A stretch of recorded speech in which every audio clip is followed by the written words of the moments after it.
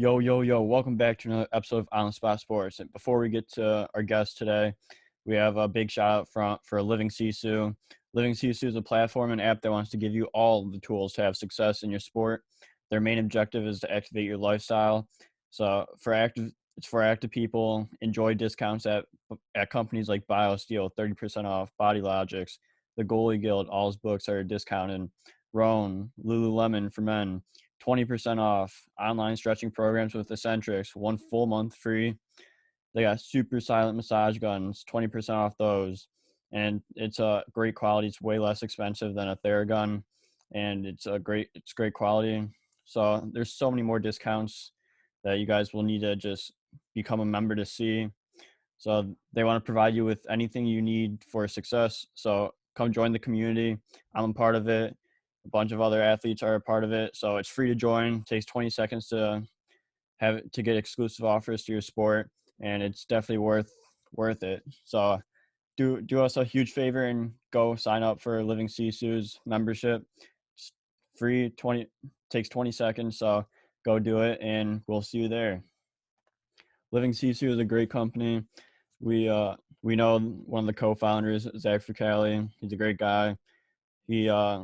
He's the co-founder. He does a lot of live streams on Instagram at Living Sisu, and with a bunch of elite athletes, and you learn a lot from like the athletes' determination, their resiliency, everything to what made them become successful.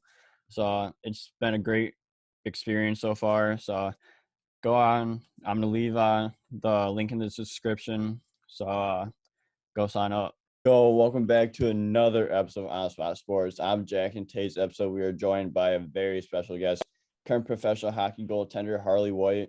Harley just finished his second year of professional hockey, playing for the Binghamton Black Bears and the Watertown Wolves in the Federal Prospects Hockey League. Harley played his junior hockey days in the YHJY, LHJEM, and the MNJHL before playing college puck at Lindenwood University, Belleville, prior to turning pro with the Danville Dashers. So this is going to be a really fun episode, Harley. So welcome to the show, Harley White. Thanks for having me, Jack. Pleasure to be on. Yeah, no problem. It's gonna be a fun episode. But to start things off, like how have you been? Like you're in training mode right now. So how's everything with that? Yeah, absolutely. Good. It's off season's always long. The first month or so, you think you earned a good little break, and then you get into end of June and July, and you're ready for the season to start, even if your body's not ready, or your brain, you need the break, you need a little step away from it, but that makes you want to come back. So Yeah, absolutely. Like how do you go about training? Like you take a couple weeks to a month off, and then what do you just start back slowly, and like when do you officially start getting back on the ice? Yeah, so I usually don't take too much time off. I just, some guys can, but I start to feel like I'm getting rusty after a week off the ice. So at least I take maybe a week off the gym, and then I try to do my heavier weight bearing stuff earlier in the off season, gain the weight, gain the strength, and all that stuff, and cycling in a lot of agility and mobility stuff too, just make sure I'm not getting hurt. Towards the end of the summer, I start to get farther and farther away from the weights, and kind of use all that muscle and weight that I've put on, and start channeling it into something more functional. So more hockey related stuff, more field workouts, more track workouts, more stuff like that. So you start to make all your muscle a little more useful, and that way, when you're getting on the ice more, you don't want to be hitting the weights as much, you're as heavy. I've made that mistake and gotten my injuries from training that way. So those are things you learn. Yeah, you win some, you lose some, and you definitely lose some when you get injured. But it's a learning experience, and just like going in the next off season, that you're like, yeah, like I gotta stay away from the weights when I'm going into the gym, or when I'm going onto the ice a lot. Yeah, I think especially for a goalie, because you're constantly just putting your joints and your ligaments in awkward spots, awkward positions quickly too. So when all those things are broken down, they're from heavy weight and heavy bearing, it's just and then you're doing awkward stuff with those muscles and ligaments. So it's not a very friendly position, but we do it for some reason and we love it. Yeah, exactly. It's I don't want to say for the glory, because there's with as much glory that you get, there's just very much, limited. Yeah, exactly. You're the reason for the win and the reason for a loss. That definitely is very true. But this year was your second year of professional hockey, and you started the year with the Binghamton Black Bears. So like, what was this season like for you, and just like the experience of starting with like a expansion team? Yeah, it was really exciting going in. Of course, like the main thing everyone talks about is how long they've had AHL there, and the facilities and the town, and such high expectations when you go in, which is fun, and like that's kind of part of why we're goalies too, is because you're expected to be perfect, right? So and it was kind of that expectation when you go in. They're used to having an AHL team there, so they expect everything to be that way. So that's exciting, and it was nice.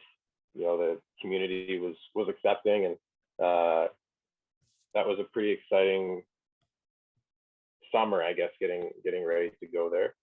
A lot of great guys there, and it was, a lot of people wanted to go there.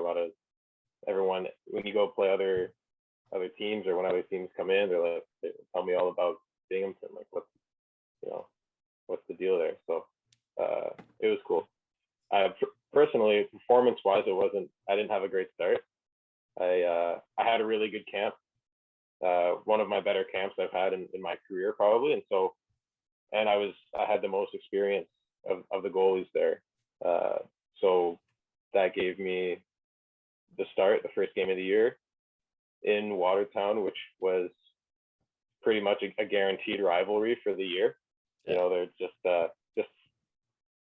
up to 81 there, so got the first start, and bit of a wild game, and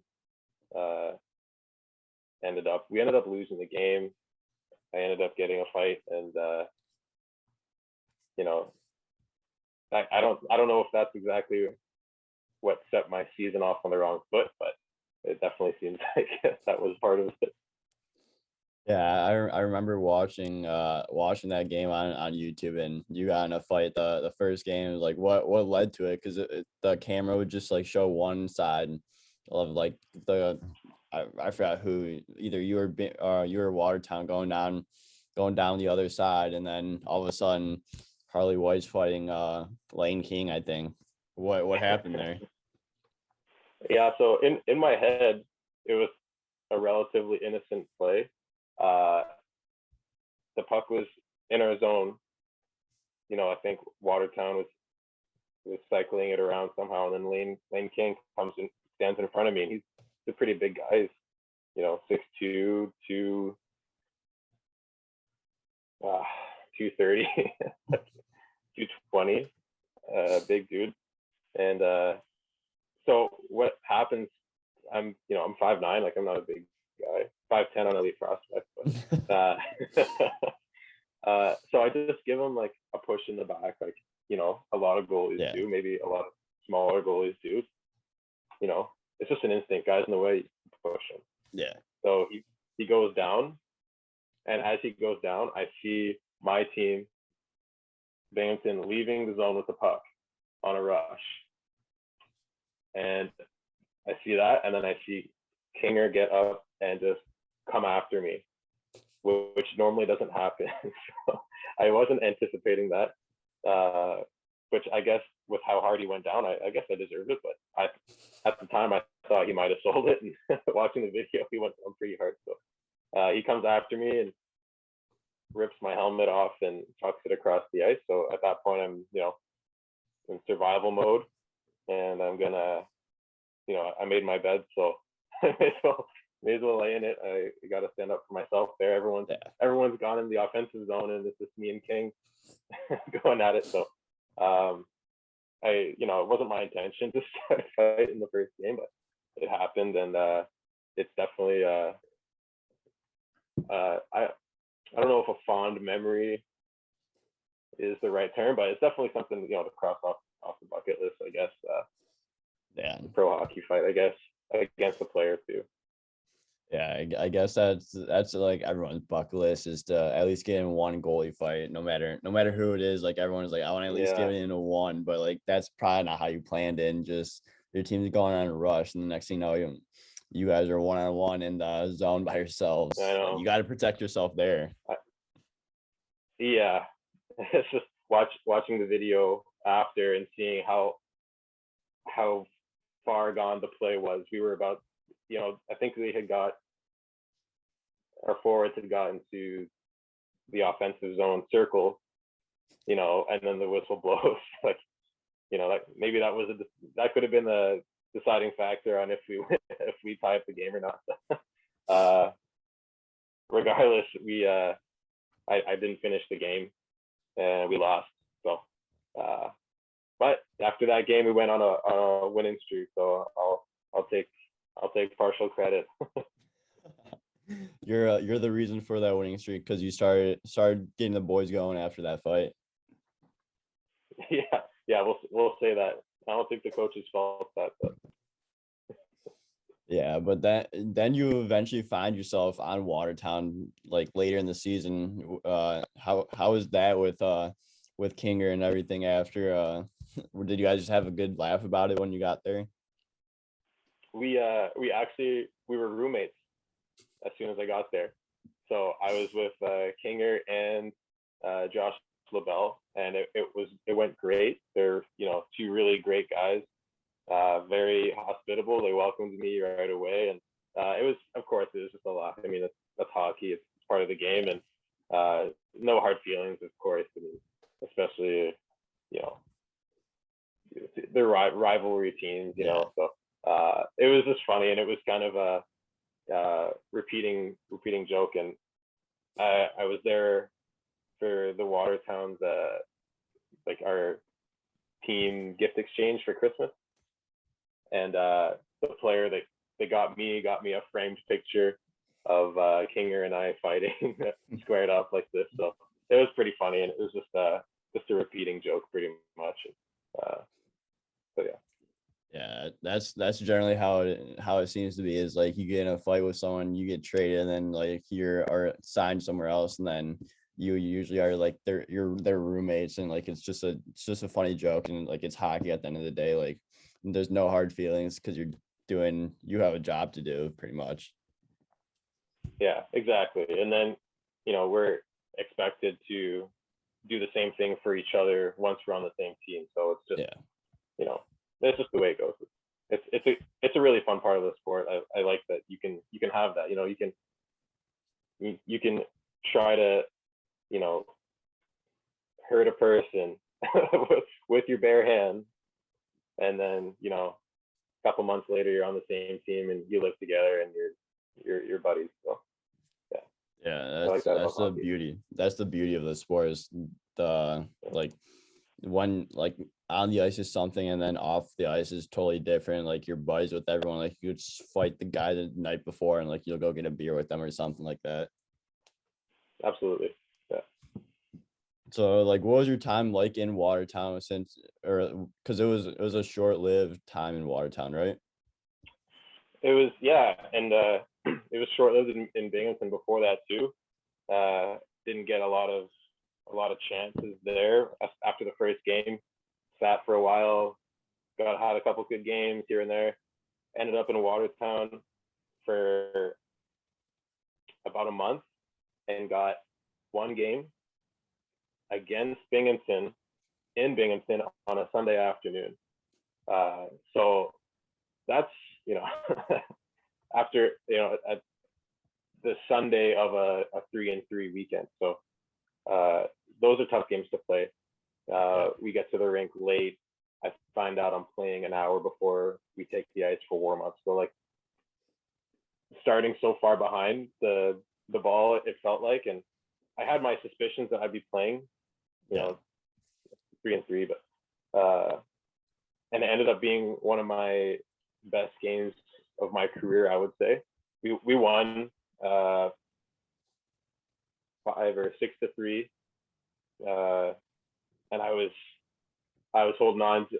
I might have crept into my head a little bit that I was going to get a shutout in the second period. It was still possible, but I had a really good game. 40 shot, 40 save, performance, and felt really good. And I was in my head, this is my comeback. This is where I turn my season around. Yeah. I'm with the number one team. All these things, and Watertown, they're such a tight knit group. They're so close. Everyone's on the same page. And you could see that. I mean, how long did they go undefeated this past season? And and then they ended up winning. So it just shows like they're so tight, and so that's what I thought. This is going to be great. Played the one game. 2 weeks later, this is wild. This has got to be one of my bigger surprises, or this is maybe the more minor league story that I have. After those 2 weeks, Clarky calls me in his office and says, "Hey, we're gonna have to move you. We just don't think you look big enough in the net, and we're not." He said, "We brought you in because we thought you were going to be the goalie that we saw with Danville, and all this stuff." And I'm like, "Yeah, but I performed what you needed me to perform." Like what? Why does it matter if I don't look big? Anyway, so I get traded back to Binghamton, which I'm like, why would Binghamton trade for me? Yeah. What's going on here? Like, what am I missing? What am I not being told? Or where's who's gonna jump out with the camera? But so yeah, just traded back. Luckily, it wasn't too far, and they ended up trading me back to Binghamton for Mackenzie Chalmers, who was there for a little bit. So he came up to Watertown that day because Binghamton was playing in Watertown that day, or that evening, sorry. Mackenzie Chalmers came up on the bus with Binghamton with all his stuff under the bus.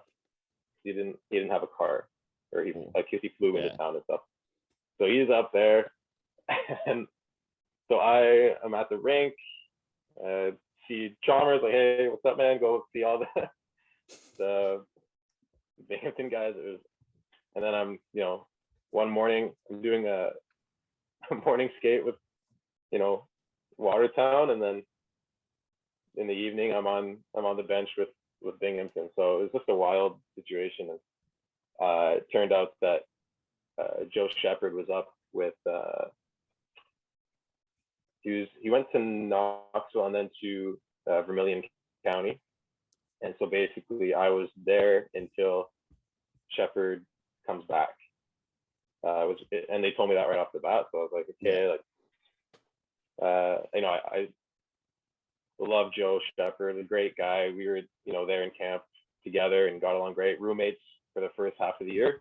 I was like, I want him to do well. I'd like to play with him again, but I know if he comes back, I'll be leaving, so I won't be playing with him. So he was up there for a little bit, and then roughly a month later, he comes back, and that spells the end of my season there. So a couple trips up and down I-81.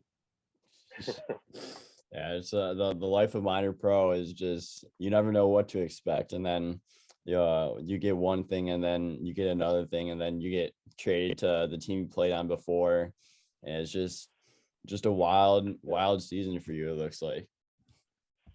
Absolutely. And it was, I didn't know how to handle it very well because, my first year with Danville, stuck the whole year. We didn't make that many moves. We didn't make any goalie moves. It was me and Jesse Gordichuk. And we had a pretty good balance going there, so stuck there. And of course, before that, in college, you're there for 4 years straight. Guys don't get traded. Yeah. Sometimes guys transfer, stuff like that. Before that, 2 years in Tri-City. So getting bounced around was pretty new to me. And it took a toll on definitely on my confidence.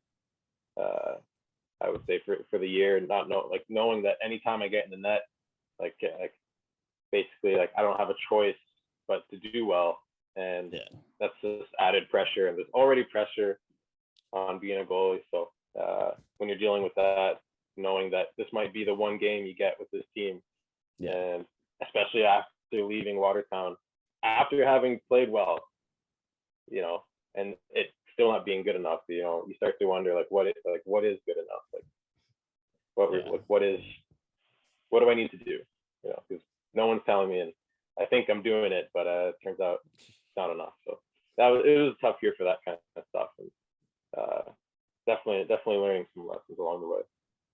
Yeah, exactly. It's what are some of the things you learn, especially looking back at the season and just being able to give yourself a little bit more breathing room and just knowing what to expect going forward.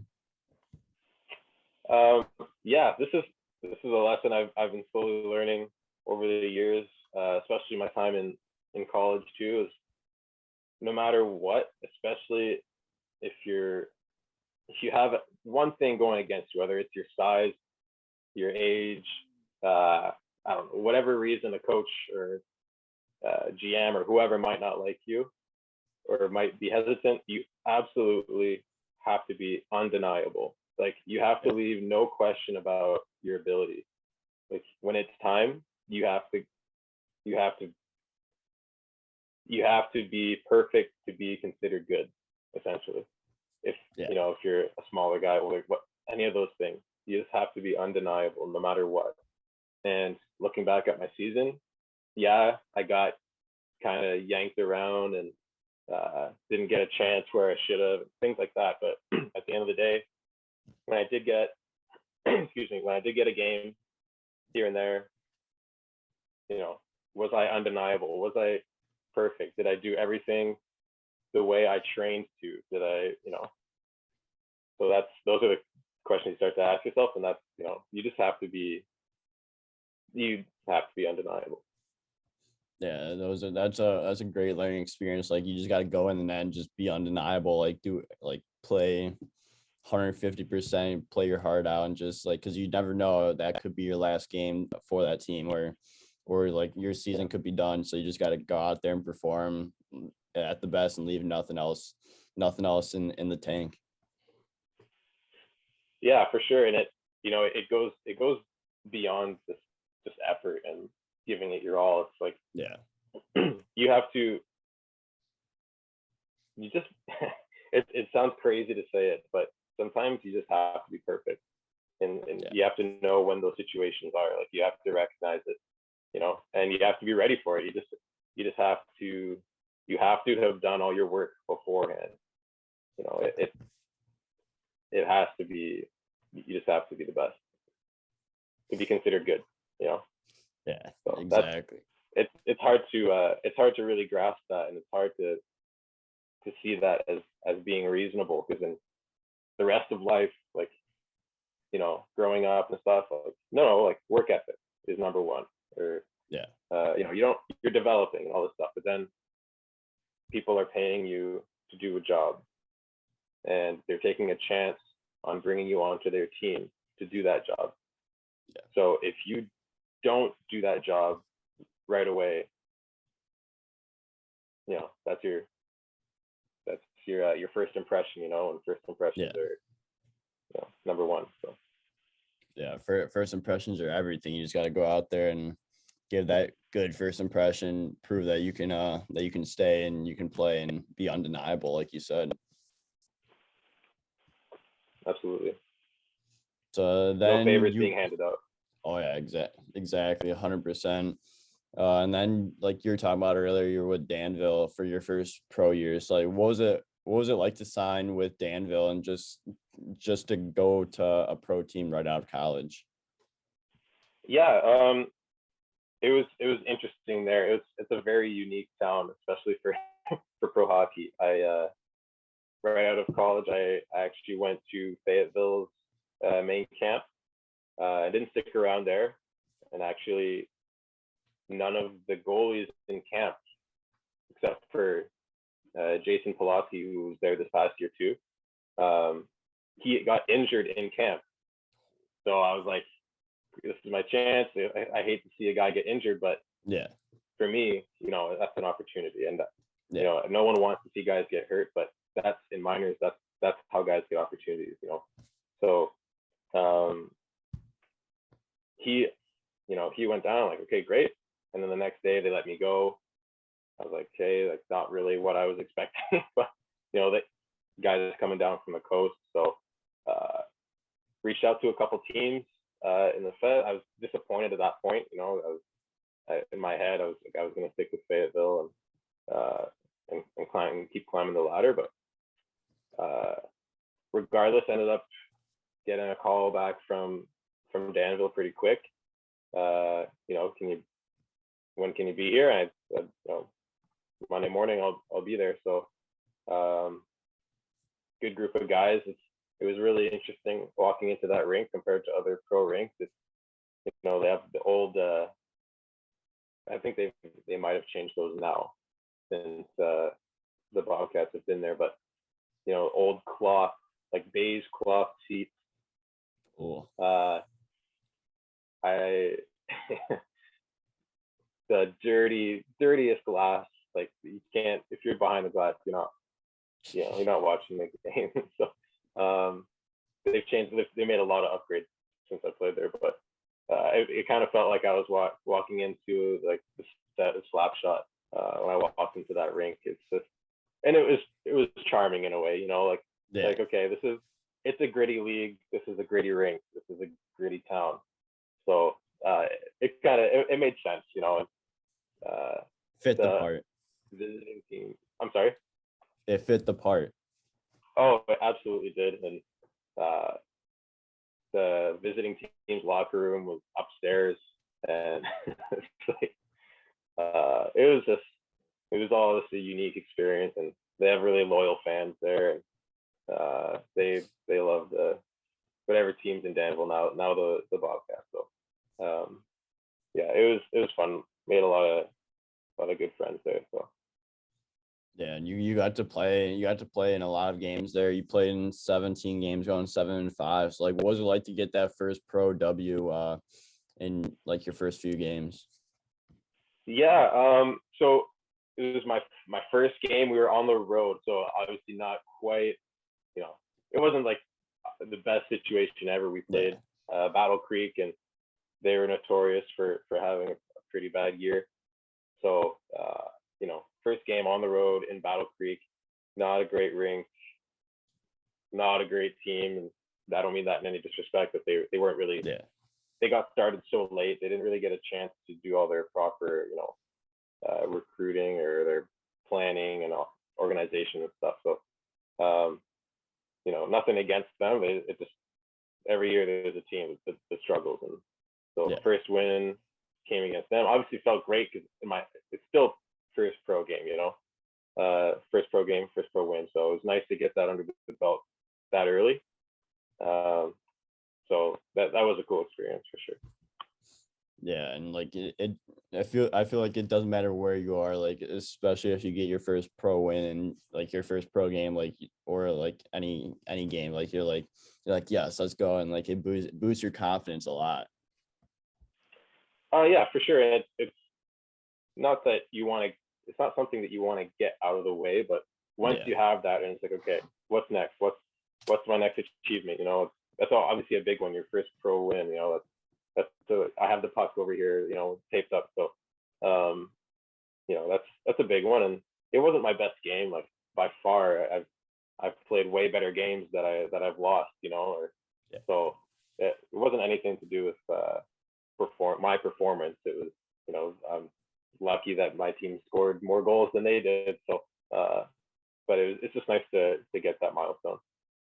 Yeah, for sure. And like you go in throughout a season and you just want to keep going up the ranks and like getting like the milestones out of the way, like first pro win, and then you just look at the next game like, yo, I want to win this game, and then like just go on from there, and like just builds a little bit of confidence and like that you can play in the league. Yeah, for sure. That's, you know, that's step one is, can you win a game? In the first one, all right, what's next? When's my first shutout coming? Yeah, that's the next one after that. If it doesn't happen, is when am I gonna get that first shutout? Yeah, exactly. Luckily, I got it within the same calendar year, so it became New Year's Eve at home, which was a really cool experience. So that was a big one. Yeah, that's nice. But like, how did it feel to get like your first step in the door of professional hockey, especially like getting that first win and then just being like on a pro team and just getting like that whole like atmosphere and that feel for pro hockey?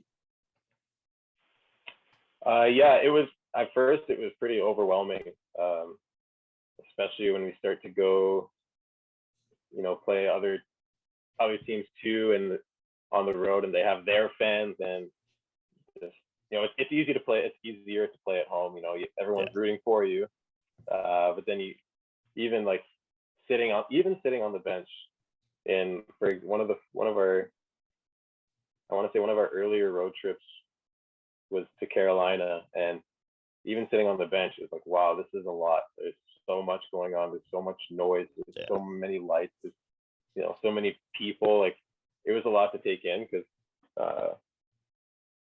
you know, I wasn't even that young for the league. There are guys that go right out of juniors, and you know, but it was overwhelming in a good way, of course. Like, it's exciting. You get nerves, like just being around it at first. So that was pretty cool, and of course, then being at home, and it's, you know, everyone's cheering for you. You know, you see some big, at the time, like big old guys that are out on the ice, and they're just looking to take someone's head off too. And then there are other guys that, you know, just got sent down, you know, from the coast, and they're sick, and they, you know, there's a lot that can be pretty intimidating, you know, your first year and second year too, even. Like, it's exciting. Yeah, absolutely. But like you also like hear like about all these stories, and like you're like welcome to the Fed moment. So like, what was your welcome to the Fed moment? There's a lot. It's like, I'm trying to think. There's a big one, I guess. We were on our way back from Columbus, and a lot of the welcome to the Fed moments are, a lot of them are probably bus related, transportation related. We were on our way back from Columbus, and we broke down.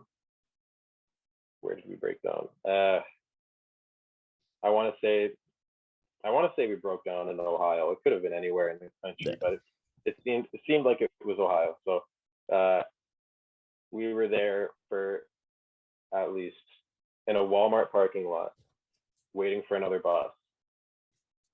It had to be 20+ hours. Wow. So we got there afternoon. Yeah, we got there afternoon, early evening, and we left there the next afternoon, evening. Like, luckily, we're at a Walmart. You know, there's food.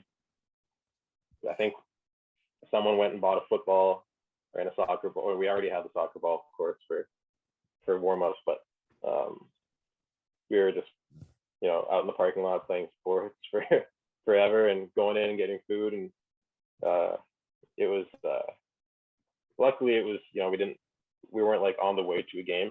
Yeah.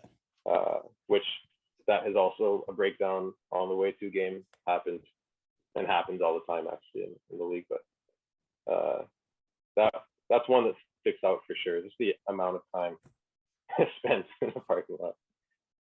Yeah, but at least you were able to have a spot where you're able to go get food if you guys got hungry, and like you didn't have to not like have like a place like right there to go get food, or just like throw the football around. Like that takes up a bunch of time, and like you're just enjoying the time with the boys even though you're stuck in a Walmart parking lot.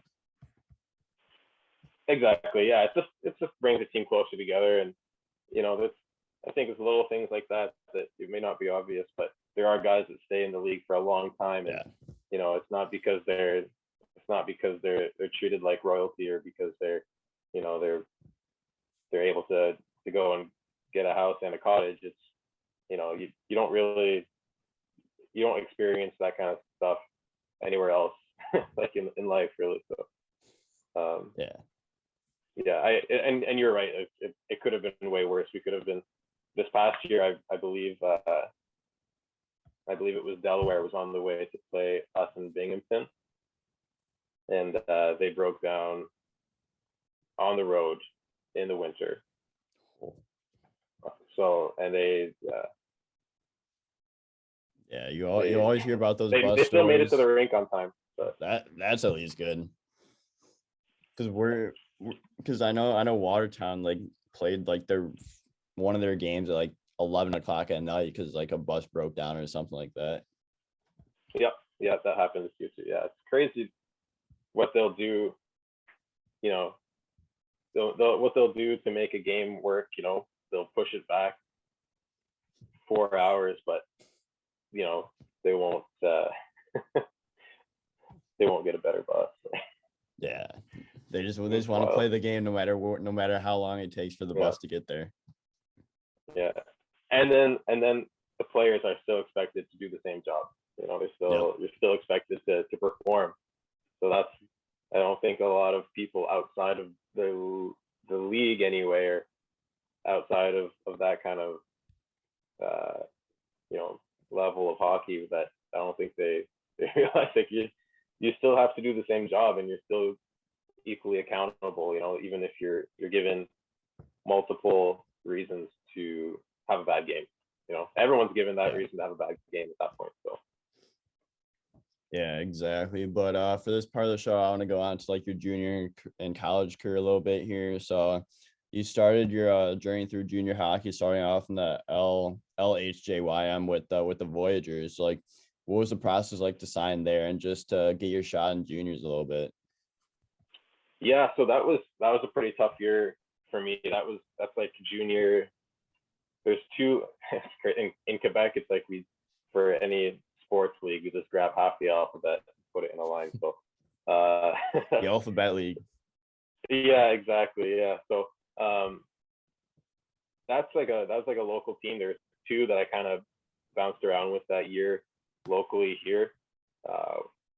And at that same time, going to college here in Montreal, about an hour and a half away. So basically it's kind of like junior B, and a little bit junior C up and down. So resume wise, like tough year. And I knew at that point, because I'm a pretty late bloomer, so that wasn't like the junior experience I was after, and it wasn't the stepping stone to the rest of my career that I was after. So I knew, like, hey, I have to get out of here. I have to go and do some camps. Because I'm a late bloomer. Where I'm from, pretty rural area of Quebec, there's not a lot for hockey development. What happens a lot in Quebec, the biggest number one is the Q, like the Quebec Major Junior Hockey. That's, and if you don't make it there and you're from Quebec, what are you going to do? You may as well start coaching. So some guys play the Junior A, the Quebec Junior A Hockey League, which is like the CJHL for the rest of Canada, and which I was third goalie for a team there, but I didn't make it into any games.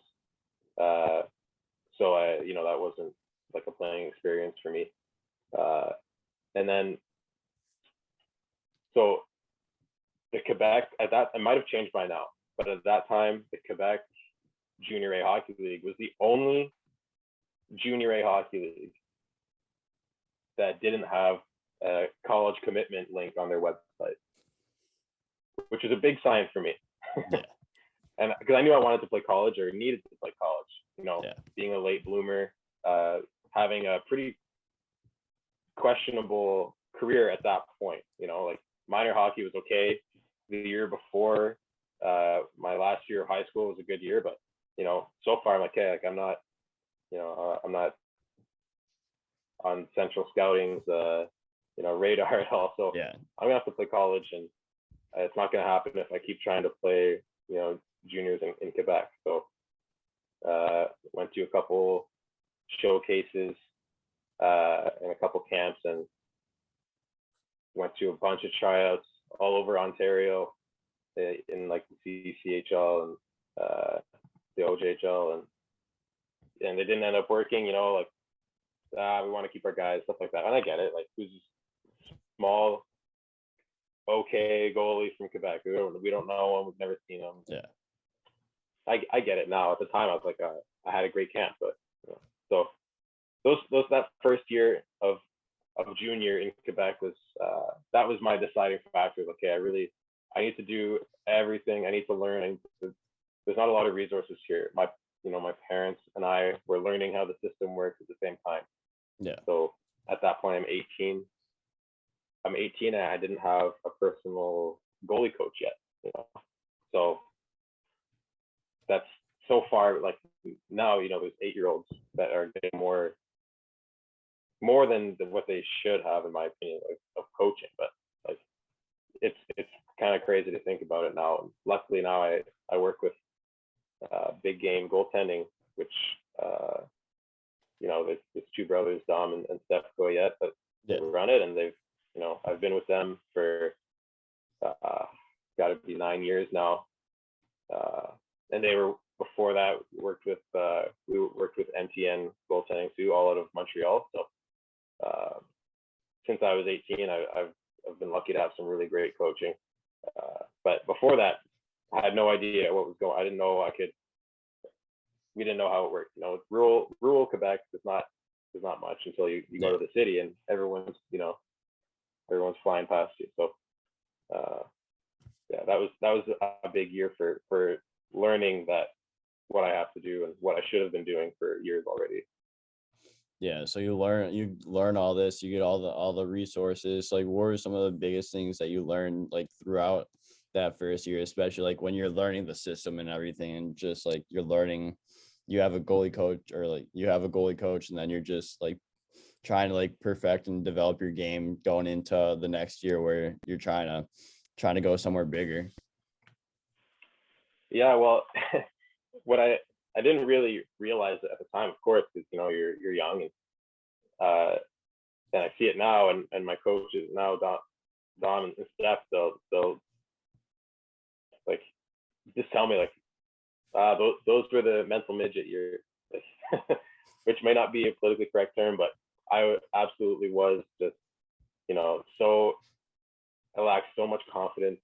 I was so aware of being a smaller goalie that I was never confident that I was in position, or that I had my space covered, and that it was gonna stop. The puck was gonna hit me. I had zero confidence in my game, and I at this time too, that's when Carey Price was coming into the league, and he was when he's healthy, like the best, and I idolized him too, like in terms of playing style and how well-rounded his game is. And so I'm looking at him.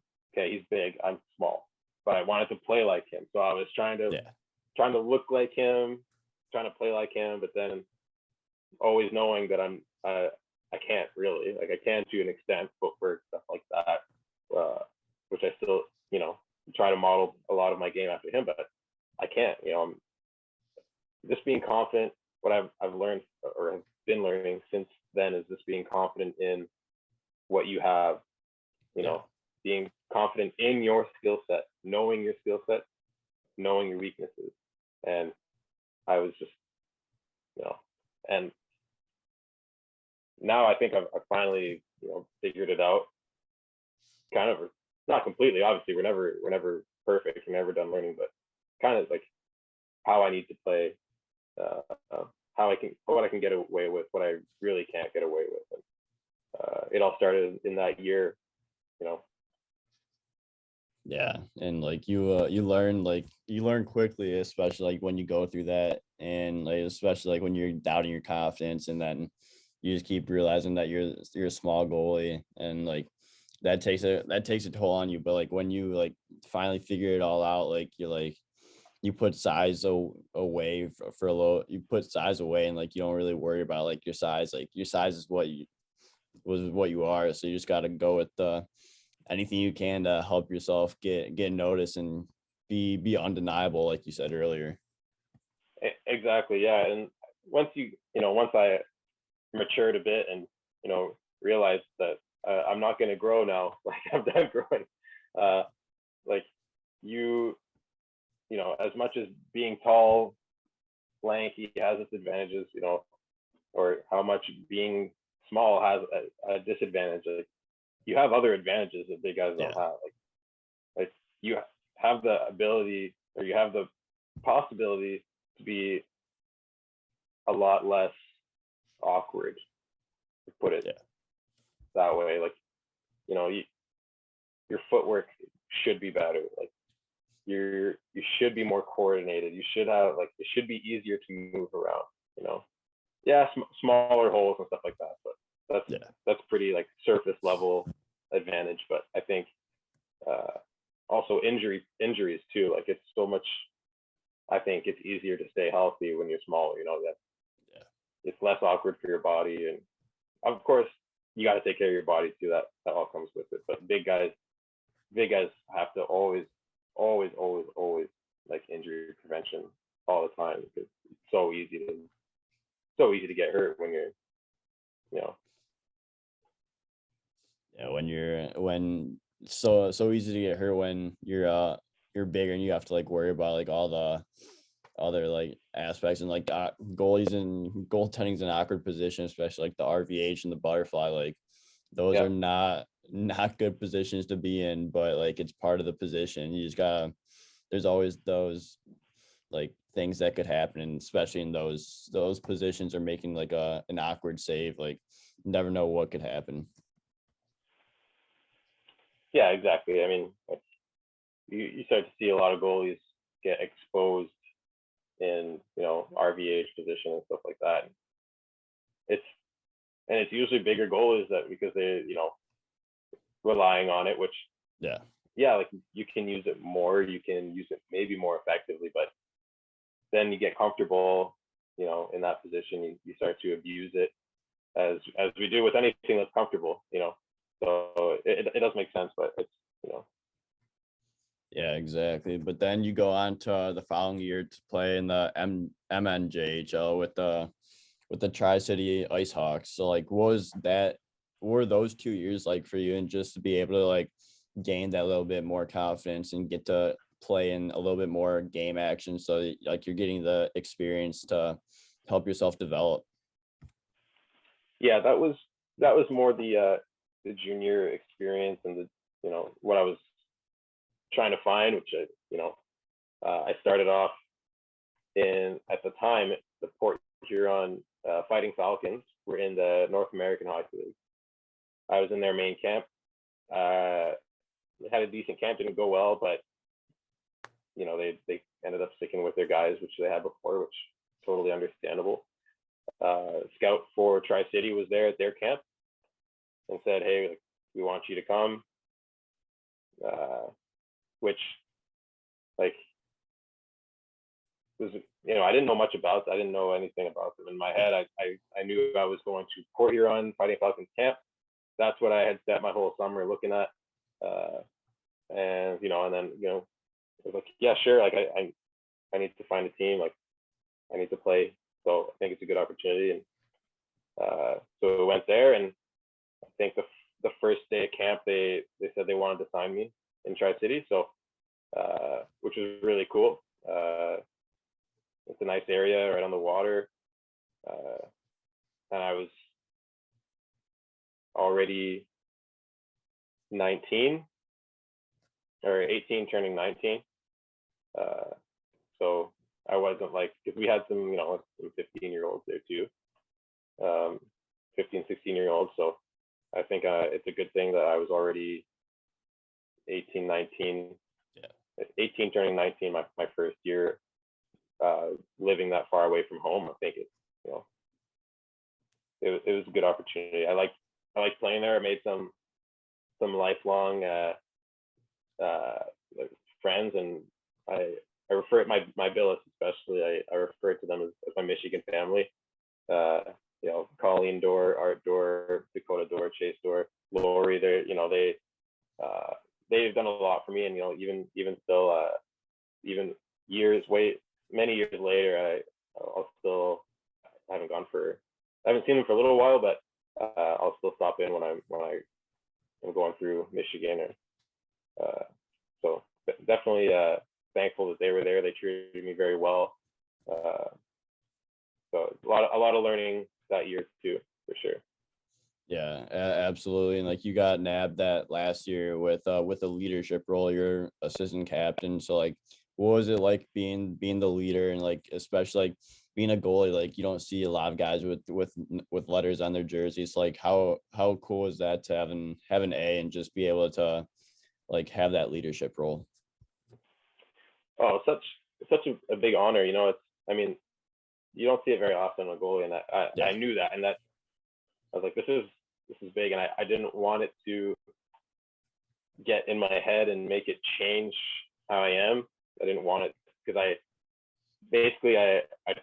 try to lead by example. I knew that I had, I did all the things like that I needed to do, like work ethic, like at the rink early, proper warm up, good practice habits, like cool down, and like I tried to do all those things, and I think that was just the leading by example that was made them want to give me that kind of role, which you don't have to have a letter to have a leadership role, but and it was my last year of junior too, so I think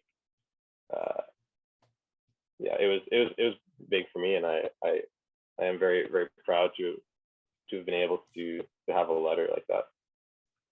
Yeah, and I feel like as a goalie, like you always have like a leadership role, and especially like even though you don't have like a letter, but like you're just there leading by example, and like you may be the quiet one, but like you're leading by example, and like showing that you're coachable and having like a good work ethic, and like just being able to like do everything a leader could do, except you don't have a letter. Yeah, exactly. And I think that was something, because the coach that we had there is George Daniel. He's a great coach. He coached a little bit with Saginaw Spirit too, so he brought a lot of knowledge of the game in, and I think he recognizes, having coached in the OHL too, recognizes how a player should be around the rink, and I like to think that I did those things well. And we had a lot of young guys that, right out of high school, or still, sorry, I should say still in high school, a lot of guys that like, in their travel hockey, and you don't necessarily learn those things. And junior hockey is where you should learn those things. And I like to think that I had, a lot of those qualities, and I pride myself on that too. So, and then just to get kind of like the recognition, was really, I really valued that in my career.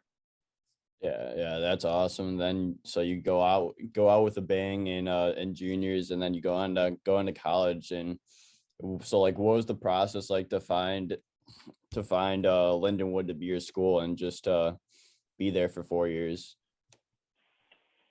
Yeah, that was again. I find myself saying this about every year, even my most recent one, but just such a learning experience. Looking back now, it kind of feels like it all blurs into 1 year, but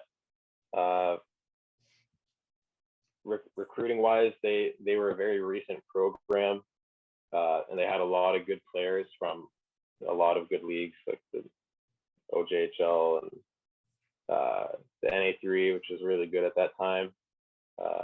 Now the NA3 has 1,000 teams, but or now it's part of the USPHL. Anyway, a lot of Northern Ontario guys, so a lot of Europeans too. So they recruiting wise, they did really well, and talking to the coach on the phone before going there is Lindsay Middlebrook, who's a goalie in the NHL in the 80s. So in my head, I'm like, this is perfect. I look him up. He's a small guy. Okay, like where I'm gonna relate. He told me on the phone that he thinks I could be a starter. Why wouldn't he tell me that? When he's trying to recruit me. So in my head, it's everything's positive. The only negative is maybe it's far, and it's D2, but they said that they're probably going D1 the next year or two. It's a lot of recruiting things that I'm sure a lot of teams say. So a big deciding factor is that one, like the athletic scholarship that they give you, which so it didn't cost me much to go there, and that was a big selling factor because in NCAA D3, like you don't have that really. You're paying a lot, and it's not necessarily a better experience. It really depends on the school. So I ended up deciding, that's a good place for me. Like they're pretty new, and they're looking to make jumps, and they recruited a lot of good players, and the coach's background and all this stuff. So yeah, no problem. Okay, great. Like we'll send you the link to get your custom gear in the next couple of weeks. Oh, that worked out great. And I get there, and there are 5 goalies. I'm like, oh boy, okay. This is 2 of interesting. them were there the year. Yeah, all great guys. I like all of them, and we all got along really well. But when you're there to play, it's like, hey, who do I have to be better than? I guess 4 other goalies. Like, 2 guys were there the year before. A couple guys from Minnesota, and I was the only Canadian goalie and the only guy from Quebec on the whole team, which didn't really mean anything once you're there at that point of our career. Yeah.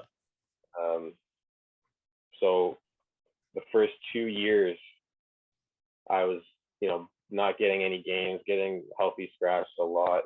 The 3 new goalies, we basically rotated them.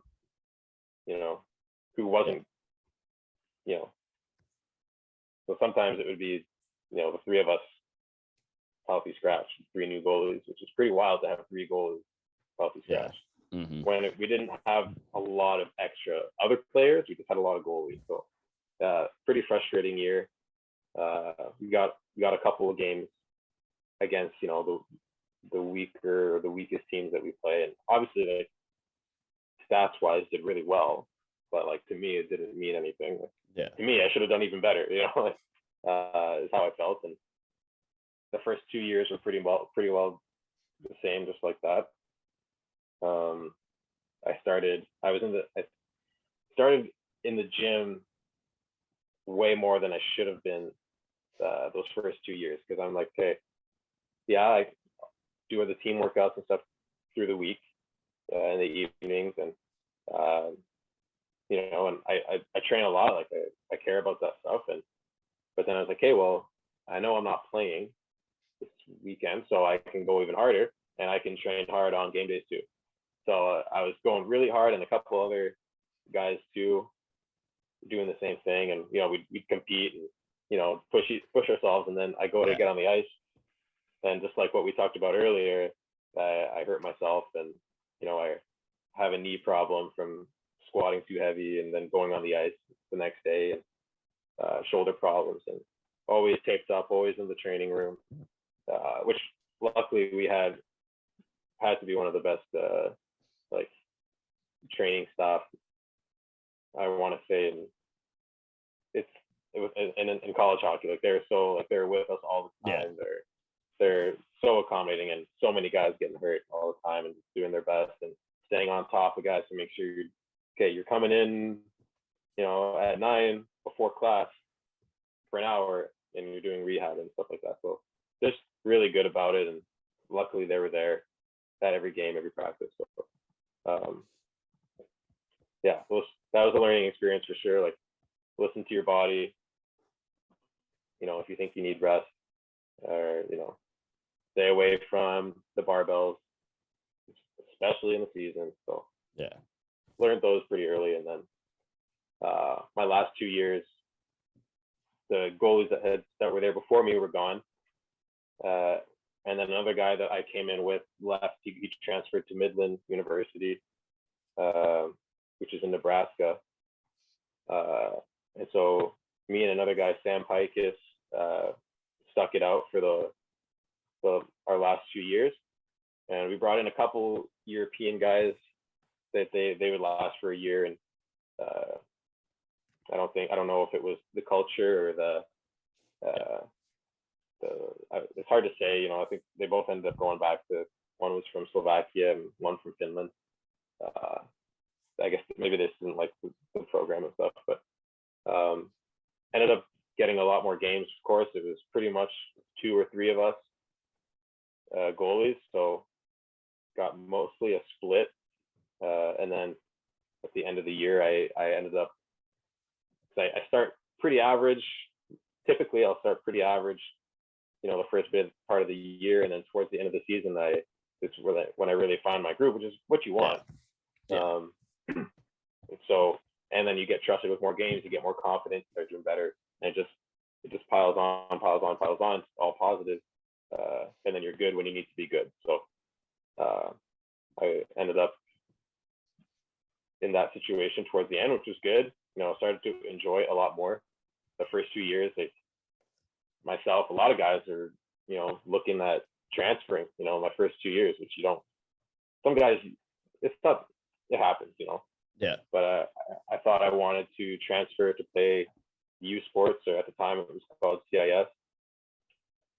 So Canadian universities, but they take guys that play major junior, like almost exclusively guys that play major junior. So, they look at me like, yeah, you can, walk on, try out, and a bit of a gamble, considering I could stay here for 4 years, get my degree, eventually play. So that would have been an easy way out to me, transferring. So I stuck it out, and ended up playing my best hockey towards the end of my college career, which is as expected, and I just had to pay some dues at the start.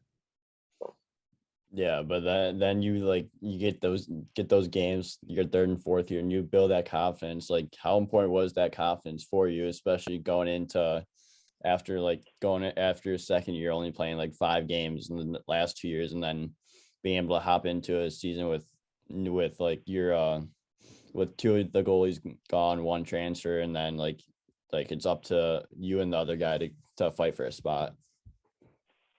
Yeah, it was so important to to eventually find my confidence, and I give a lot of credit to Stefan and Dom Goyette, my coaches. A lot of technical stuff. We work on what are your strengths, but at the same time working on confidence too, like your mental game, because that's, for a long time, that was one of my weaker areas, is my mental game, like referring back to the mental midget years.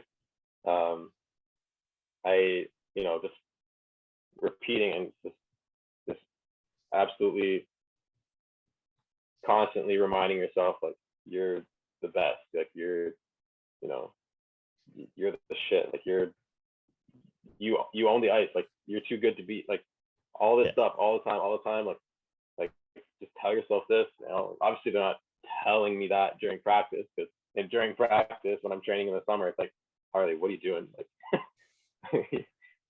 you look brutal during that drill, like, try it again, which I appreciate, because they're completely upfront. But then when it's time for camp, when it's time for games, it's you did all the prep, you're the best, like,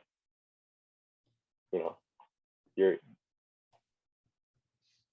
just, you again, like, you have to be undeniable, but then, like, you're kind of telling yourself that you are undeniable. So that's that was a big changing factor in my career. I would say is my confidence level, which I would say shifted those last couple of years to college. Yeah, that's at least good. And like, you're getting like that confidence, and then like you're also learning so much from the past couple of years of just like not playing, and then you're getting into game action. Like, you just learn so much, and then getting into the game, so you just take everything you learned from the last couple of years and just have it try to transfer over to the game. Yeah, for sure. And you learn from guys that are around you too. You learn from sometimes not even goalies, but when I was in college, one of the goalies that was there before I got there, and he ended up leaving, was Jackson Germain. And he, never in the gym, barely do a warm up. Like, he might do like a couple leg swings, like, skinny guy, like, and then he would just go out and perform every game. He always played well. Like, he's never, you never see him, like, I don't want this to sound like I'm calling him lazy, but he's never doing, like, the extra work. Like, guys are in the gym grinding until 10 p.m. He's not that guy. But then you get to the rink, he's relaxed, he sits there with his chew or whatever, and shoot the breeze and hang out. We're on the ice in 30. All right, I can get dressed in 10. He just goes out loose, but when he's on the ice for the game, he's dialed in, and we'll come back. We'll come off the ice after a tough loss, and he's furious, fuming, and you almost don't recognize him because he's so relaxed, but somehow he just dials it in. And that's something I really would like to. Obviously, I keep all my work I do off the ice and on the ice, and all the extra work, I keep all that, but mental game wise, I really want to try to. I'm still working on trying to take that part of his game and add it to mine. So that's tough, though. That's something natural. You don't, the way he has it, you're not taught that. You just have it. So yeah, and like the mental game is so important in the game, because like if you get scored on, like you gotta like have a short-term memory and just forget about it, because like if you keep reminding yourself about the goal, like, what do you think is gonna happen? You're gonna give up another goal, and then it's gonna just you're next thing you get sunburned from the red light turning on all the time. Yeah, I've definitely had games like that this past year. I'll have a good game and everything's going my way, and then I'll let in a quick one on another game, and thinking, oh, like, okay, like, did I just ruin my season? Like, or did they'll be coming down on a rush, and you want to see in your head, you don't want to assume, you don't want to predict anything. You just want to say, I got this. These are the options. Let's say for for example, 2-on-1. Okay, you can shoot, you can pass, commit to him. Defenseman's got him. I have the skills to get over there, if I need to. You shouldn't even think that far, but it should just be automatic. But I get into such a rough point in my season this year where they're coming. a rush coming down the ice, and I'm like, oh, like, okay, I hope they don't score on this. Like, he could score on the shot, and this is going through my head quickly as Yeah. and they may or may not score on that play, but like, you really like really setting myself up for failure when that happens, and that's kind of where I got to this past season, and it showed obviously statistically and mentally, probably my worst season of my career, but I bouncing back since and got signed already for next season to another team. So yeah, you always just gotta have that bounce back and just learn from those experiences, and then just go on to try new things and learn a whole different perspective, especially when it comes to the mental game. yeah, absolutely. It's just blocking out everything almost during a game. You don't hear anything, you don't see anything else, you don't know their thoughts come in. You kind of want to make like another helmet, like a scuba diver's helmet around you. Oh yeah. Yeah, during the Just game, to block out all the traffic. Exactly. Yeah, that's tough. That's the hardest part. Yeah, exactly. But what are your plans for this season? Yeah. So luckily, pretty early in the summer, I signed with Columbus River Dragon. I got some help from Matt Torgerson at Minor Pro Hero. He's been helping me out quite a bit, and he got the conversation started, and I had a good conversation with Jerome Bouchard, the coach there. Seems like a really good fit. He's a really straightforward guy, and I really like their setup. I like their team. I like their atmosphere there. Since I've been in the league, I've been like wanting. It's always been the place I wanted to play. Just every time I go there, you can't really compete with the atmosphere that they have there. It's always loud. There's so much going on. It's so intense. There's never a boring game there. So far, going there, I'm still gonna pretty soon here work on getting into some SB camps if I can. If not, start there and try to climb the ladder from there. But pretty excited to go there. I know a couple guys. I've played with a few guys that are there. So yeah, I'm pretty excited. Yeah, and the warm weather there also the big factor, and like just year-round summer weather. Like you don't have to worry about the cold winters or anything like that. Yeah, exactly. That's going to be a bit of an adjustment because when we would go to play there, like me as a visiting team, you get onto the ice, excuse me, and it's so hot there. It's so humid, and you sweat 3 times as much as you would anywhere else. And so I'm gonna have to spend some time in the sauna this summer getting used to that because it's it's definitely an adjustment to, especially as a goalie. Like if you can't escape the heat if it's warm in a rink. You're just wearing it. So and then you go back in the locker room and it's not any cooler. It's that's the one thing I'm gonna have to find a way to prepare for. But maybe try to put all my gear on and go sit in the sun or something. Yeah, absolutely, and just do whatever you can to adjust yourself to that warm weather and that humidity down in the south. Yeah. I mean, it's a good problem to have. Yeah, absolutely. But I have a few more questions for you before we wrap things up here. So, do you have tips for goaltenders looking to get to that next level? Yeah, of course. Other than what we hammered on, being undeniable. That's not really a tip. That's what you want. But you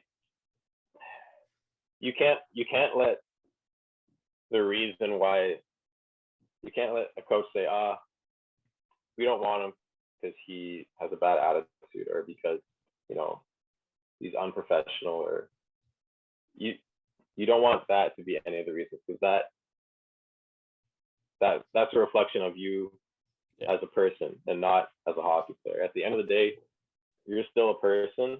You're still a human being. You have a life, or as you get older, it's more and more so you have a life outside of hockey. And so you don't want any part of your character to be a reason a coach has anything against you. Maybe they don't like you. Maybe a coach doesn't like you because of how you play. Maybe you're too aggressive. Maybe, and this goes beyond goaltending. Maybe you get too many penalties. Maybe you have a temper.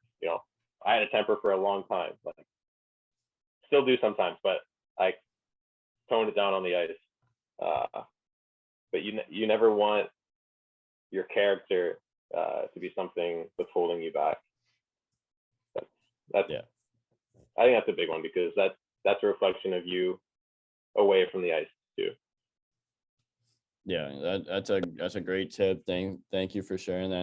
And you could learn from that, because a lot of the teams that I talk to is character. It's a lot about character, and they don't want someone that's doesn't have good character, doesn't respect anything. Everyone wants a respectful player and person, and you just want to have great character.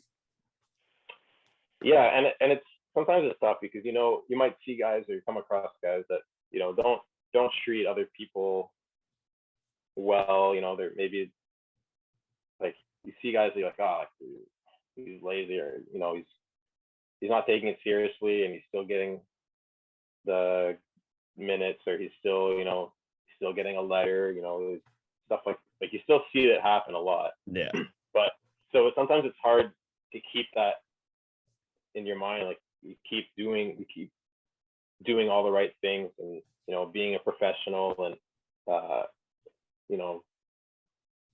when you go to a team event, a meet and greet, still wear your dress shirt tucked in and all that part. When you see, and then the other guys show up in the junk, it's hard to keep doing that sometimes when you see guys get away with doing nothing right at the rink, and still get all the reward and all the respect and all that stuff. But I think at the end of the day, at the end of your career, maybe if it takes that long, or when you do get that chance at a higher level, and all that is expected of you, and that's when it pays off, because you've kept good character, good respect, good professionalism, all that stuff, even in times when you could have gotten away without it. Always make sure that you're doing that at the same time. You're always being professional. You're always, there are times to let loose, but when you're representing yourself as a professional, and you're representing a professional team, I think that's really important, because that'll stick with you for your whole life. Yeah, absolutely. I 100% agree with you there. But I have 2 Q&A questions that I put up on my story. So the first one is, what has been your favorite save that you've ever made? Oh, favorite save ever made in my whole life, or just pro career? In your career, whole life. Oh man.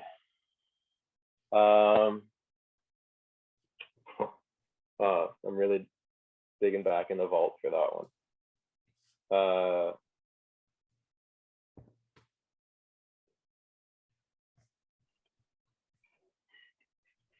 That's a tough one. Because there's been so many. Yeah. I'm just kidding. It's just. I think there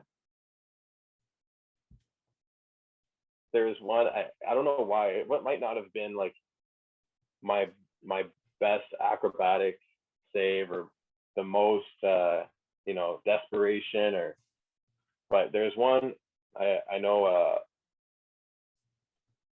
I guess it was when I was with Danville, actually. I think against Watertown again. It was just, I don't know if you remember the flurry, diving kind of chest save. Yeah, and going across the cup final. Yeah, exactly. Yeah, in the cup final. It felt like it was a very similar setup save, and for whatever reason, I always admire Fleury. He's not technically not my favorite goalie, but as a character, and he's from Quebec, of course. And Yeah. so I always admire him, and so I had a save really similar to that one, so that one just kind of sticks in my head as one of my favorites for sure. It feels so cool when you make that kind of diving, falling chest save. It's a powerful save, and that one sticks in my head for sure. Yeah, it's always a great feeling when you make that desperation save and it saves the game or anything like that. And it's just but you also don't want to be scrambling a lot. So like those saves, you're like, I should have been in a better position for that one.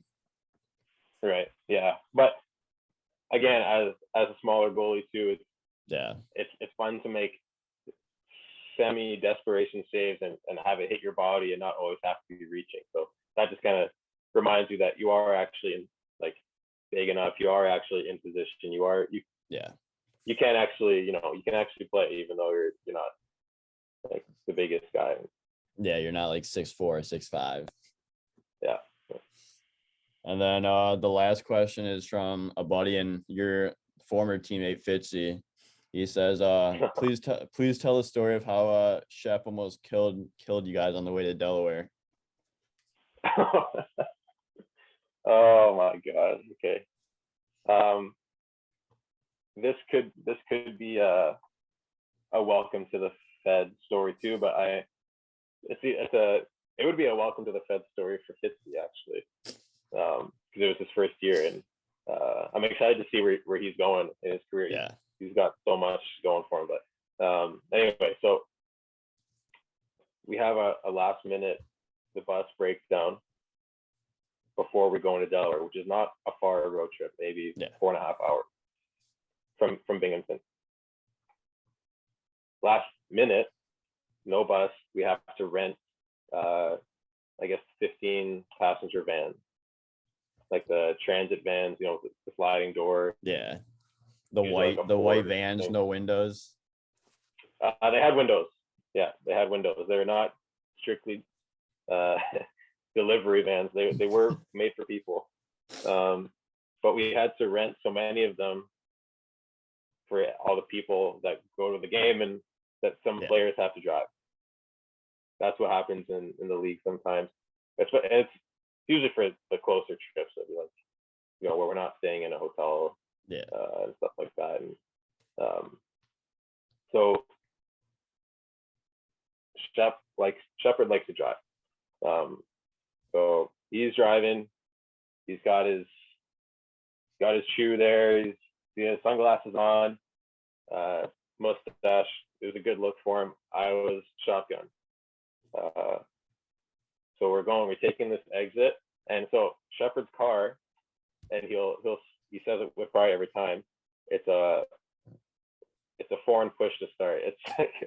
It's a Nissan little sports car, and he drives it accordingly. So now he's driving this tall, narrow wheelbase for the size, van. So, and we're taking, I don't know we weren't too far from Binghamton, but there's a toll, and you take this big loop turn to get to the toll, and he takes it at the speed that he would take it in his foreign push to start. And I swear we were on two wheels for a second. It was scary. And I know, I think we had Fitzy and we had all the Russians in the back, and they, you heard a couple words that you didn't recognize coming from the back of the van. And and I mean, we were obviously a little bit later than we should have been because we had to wait for these vans. So we're all pushing it to get there, and Shepard's just flying around corners in this van, and it was exciting. Got the heart rate up a little bit on the way to the game for sure. A good little warm up before the game. Absolutely, yeah. Yeah, but that's adrenaline boost. Oh yeah, that's funny how Shep took it the same as he would in his actual car. That's a pretty funny story right there. Yeah. He's a creature of habit for sure. Yeah, absolutely. But Harley, thank you so much for coming on the show. I really appreciate your time, and I look forward to following your career the rest of the way. And good luck in Columbus this year. Hey, thanks a lot for having me. It was a lot of fun, and let's do it again in the future. Yeah, absolutely.